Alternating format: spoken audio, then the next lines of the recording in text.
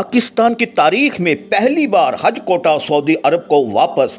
ذرائع وزارت مذہبی امور کے مطابق سرکاری اسکیم کے تحت کم درخواستیں موصول ہونے پر حج کوٹا واپس کرنا پڑا۔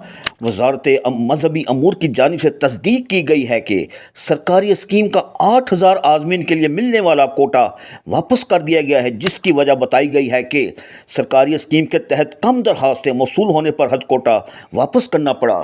ذرائع وزارت حج کے مطابق حج کوٹا واپس نہ کیا جاتا تو رہائش گاہوں کے کرائے اور دیگر اخراجات کی مد میں $24 ملین اضافی ادا کرنے پڑتے۔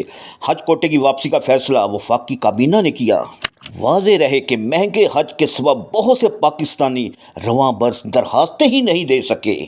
ذرائع کے مطابق پاکستان کا دیرینہ مطالبہ رہا ہے کہ حج کوٹا گزشتہ مردم شماری کے تناسب سے 1,79,210 سے بڑھا کر 2,10,000 یا 20,000 کیا جائے، تاہم رواں برس پاکستان کو کئی سال کے بعد 1,79,000 کا پورا حج کوٹا ملا اور اسے بھی مکمل استعمال نہیں کیا جا سکا۔